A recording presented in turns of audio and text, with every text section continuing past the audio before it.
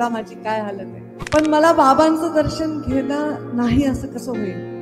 हजारो लोकांनी मुंडन केलं होतं साहेब गेल्यावर, हजारो लोकांनी, तरीही मी तुमचं ऋण कधीही फेडू शकणार नाही। प्रीतमताई मुंडे साहेबांच्या जाण्यानंतर अचानक राजकारणात त्यांना पाऊल ठेवावं लागलं आणि मुंडे साहेबांच्या जाण्यानंतर ताईंनी खासदारकीची निवडणूक लढवली। 10 वर्ष अत्यंत चांगलं काम ताईंनी देशामध्ये नाव होईल असं आपल्या बीड जिल्ह्याचं केलं आणि याचं मला मनापासून कौतुक आहे। ती माझी बहीण आहे म्हणून नाही।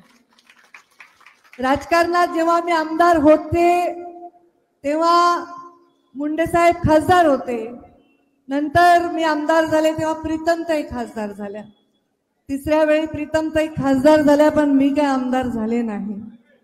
या जिल्ह्याची पालकमंत्री म्हणून 5 वर्ष मी या जिल्ह्याची सेवा केलेली आहे। तेव्हा जिजा तुम्ही आमदार होतात, दोंडे साहेब तुम्ही आमदार होतात, तेव्हा नमिताताई तुम्ही नव्हता, तुम्ही लहान होता, तुम्ही नंतर आल्या आणि अनेक राज्यामधल्या सगळ्या आमदारांचं एकच म्हणणं असायचं की मुंडे साहेबांनी आम्हाला पहिल्यांदा राजकारणात आणलेलं आहे। आताच माझ्याबरोबर धनुभाऊ पण दर्शन घेऊन गेले, त्यांना पुढे वैद्यनाथाचं दर्शन घ्यायला जायचं होतं आणि ते पुढे गेलेत। खरं तर माझी तब्येत 3 दिवस इतकी खराब होती, मला प्रचंड ताप, प्रचंड अशक्तपणा होता। तब्येतीचा अंदाज घेऊन प्रीतमताई पुढे निघाल्या, प्रवीणजींचा निरोप होता मला, मी त्यांना व्हिडिओवर दाखवलं, बघा माझी काय हालत आहे। आमचा केजचा संदीप पाटील फोन करत होता, मी त्याला व्हॉइस क्लिप पाठवली, अरे बाळा माझी तब्येत बरोबर नाही, तर त्याचा मला मेसेज आला, ताई आमच्या डोळ्यात अश्रू आले, तुमचा आवाज खूप खराब आहे। आता सुद्धा या क्षणाला माझी तब्येत बरोबर नाही, मला ते नाग वेडा काय असते ते झालं, या खांद्यापासून पाठीपासून पूर्ण विळखा। आता बाया गटकडून मिठी मारायल्यात, पाठीवर थापा मारायल्यात, माझ्या अंगाची आग होत होती। पण मला बाबांचं दर्शन घेणं नाही असं कसं होईल? माझ्या श्वासात श्वास असेपर्यंत दसऱ्याला भगवान भक्तीगड आणि गोपीनाथ गडाचं दर्शन 12 डिसेंबर 3 जूनला माझं तर चुकणार नाही। का चुकणार नाही ह्याचं गुढ सांगते। मी साहेबांच्या पोटी जन्म घेतलाय, प्रीतमताईंनी साहेबांच्या पोटी जन्म घेतलाय, पण तुम्ही काही साहेबांच्या पोटी जन्म नाही घेतला ना।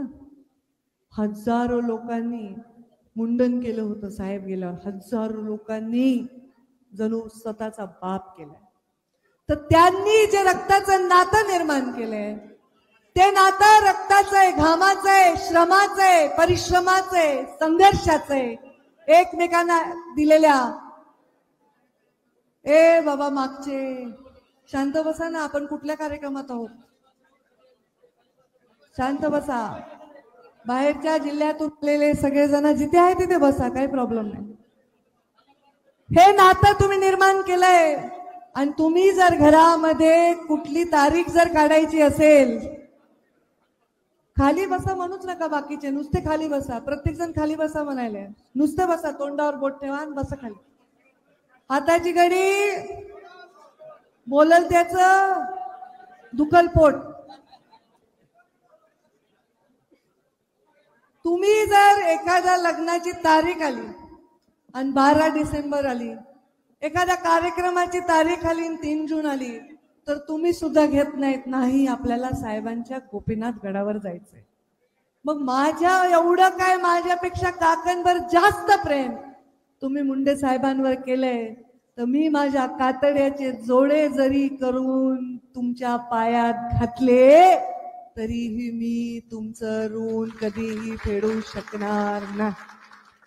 सगळ्या जातीचे, सगळ्या धर्माचे लोक मुंडे साहेबांमुळे केवळ भरभरून माझ्यावर प्रेम करतात।